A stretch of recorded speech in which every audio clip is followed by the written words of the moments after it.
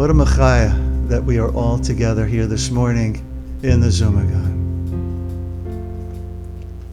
This week's Parshat Behar.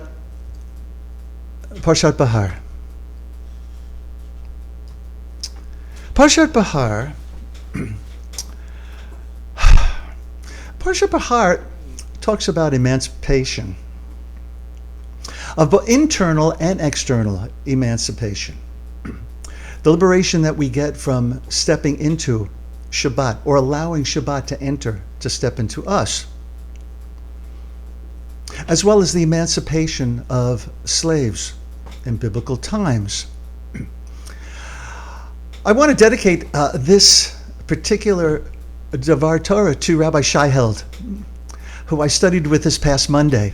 Yes, I went directly from the retreat into a full-day rabbinic conference. But it was worth it. And some of the ideas here are directly from Shai's book, Judaism is About Love.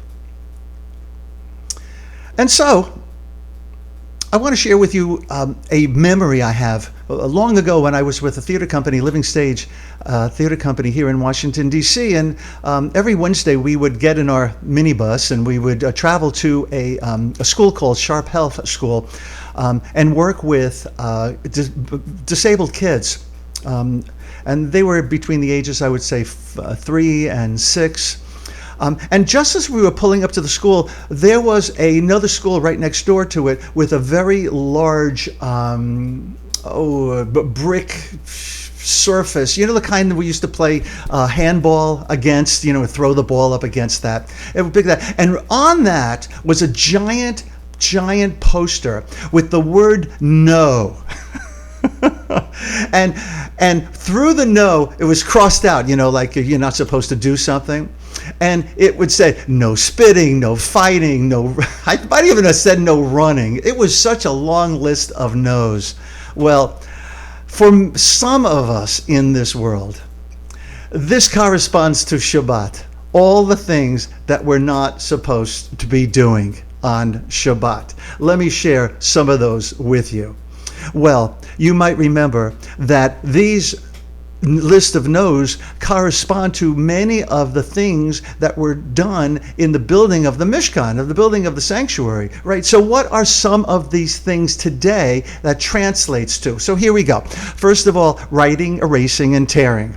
And maybe someday I'll tell you the story about going to Crown Heights and learning about this tearing business. When I walked into the bathroom of the rabbi, everybody's a rabbi in Crown Heights, and all of the toilet paper was pre-ripped. Okay, so writing, erasing, and tearing. What else? Oh, driving and riding in cars. Although the conservative movement they made waste to that many years ago. Doing laundry.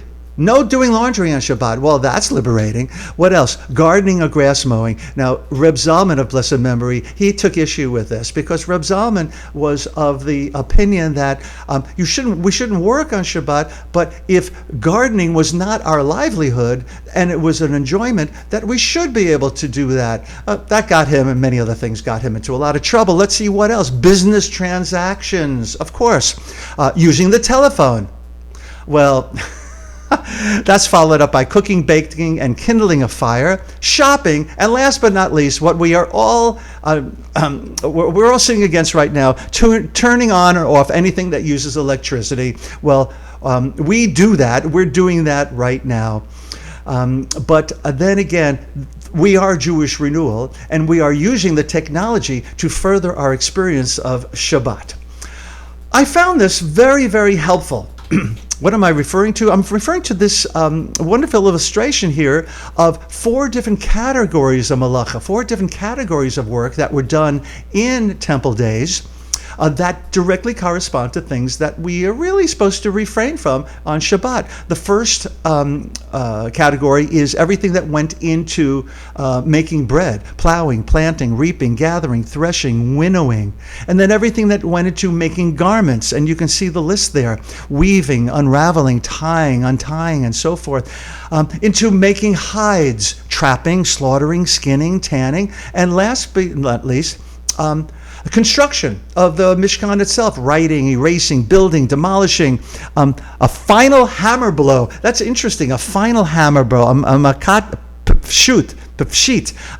I don't know what that means. I'll have to look into that. Does that mean you can have other hammer blows? Well, I'm not sure. But these are some of the things that we're not supposed to be doing in temple times, because they went into building the Mishkan, and which carry over today into observance of Shabbat to the most observant of those Yidden among us. So the point I'm making here, and the question I'm asking you is, there's a connection here between the Mishkan and Shabbat. What the connection is what was required to build the Mishkan is prohibited on Shabbat. Walter Brueggemann was a theological giant who wrote about a lot about biblical Torah. The Mishkan he describes as a counterworld to Israel's lived experience, which is dangerous and distorted. So the Mishkan and stepping into that place runs counter to Israel's life experience, right, and what they were going through. So it offered a resting place, a place for God's presence that was palpable. In the same way, Shabbat serves as a counterworld, an island offering a glimpse into another reality. Let's go even further with this. So here we go. Here's the Mishkan, and the Mishkan is connected to Shabbat, as we're going to see even further with all of these nice illustrations, but especially with some other kinds of ways of illustrating this. Shabbat is a taste of a perfected world. And here's a midrash of a conversation between Israel and God.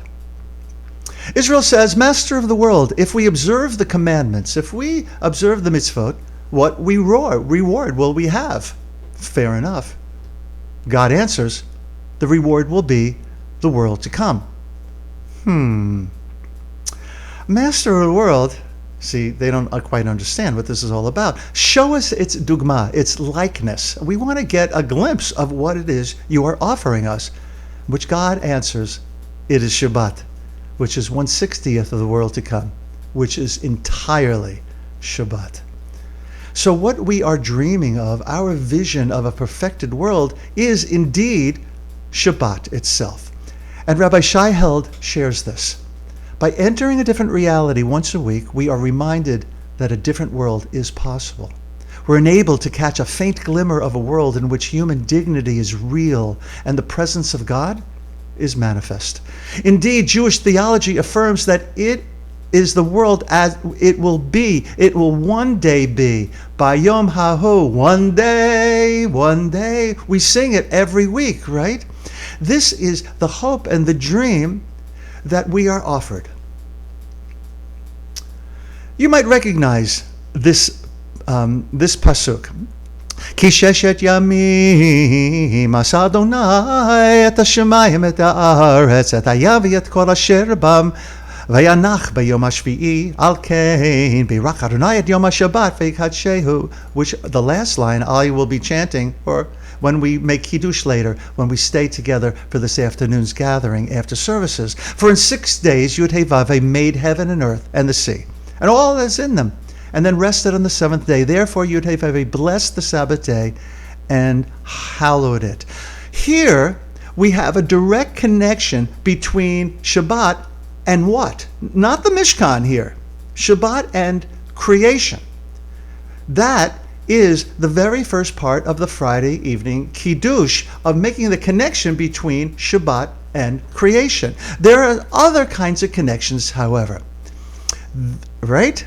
In this week's Parsha, Vayom Hashvi'i Shabbat Ladonai Elohecha, there's the word Shabbat. Lo ta'aseh, do not do, don't, right? Kol melacha atat uvincha uvitecha. Now we're going to find out not just what we're not supposed to do. That is not actually highlighted in the Parsha. The rabbis draw that out later on in rabbinic times. Here, it's something definitely specific to your son or your daughter, your male or female slave, your ox, your ass, any of your cattle, or the stranger in your settlement, so that your male and female slave may rest as you do.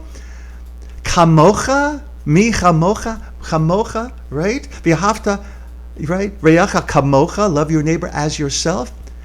This is the great equalizer, my friends. Shabbat makes it possible not only for us and those who work for us to rest, but our animals. And it doesn't say, give them a break. You must. They must not work. This is really revolutionary. This is Walter Brueggemann, as I said. He underscores, makes the Sabbath a great day of equalization in which all social distinctions are overcome and all rest alike. And Shai Held repeats and opens it up a little bit more. No matter how much power or wealth you have, or how little the slave does, at the deepest levels, you are equal. The Shabbat laws thus open a window on what the world looks like from God's GPS, from God's perspective, and on what it ought to look like from ours. Bayom hahu yihiyeh Adonai echad u'shemo echad. This line from the Kiddush on Friday night. Vayivarach Elohim et Yom HaShvi'i v'kadesh oto, and God blessed the seventh day and made it holy. Kivo shavat mikol malachto, having taken a step back and rested from all of God's work, which God did, Asher bara Elohim. And then there's a word here in green that feels kind of superfluous, that God had done. That's not exactly how it should be translated, perhaps. It means to do, la'asot. For those of you who are familiar with the Hebrew, it means to do. And there is an understanding here that all of the work that God does, at the end of it, takes us into the building plan for us, la'asot, to do. And so, on Friday night, we're reminded, what are we reminded of, everyone, that we repeated so many times last weekend? Your hands are the hands of God. On this Shabbat day, may our blessing come from having had a taste of the world to come. After Shabbat, may we help build a more perfect union. Shabbat Shalom, everyone.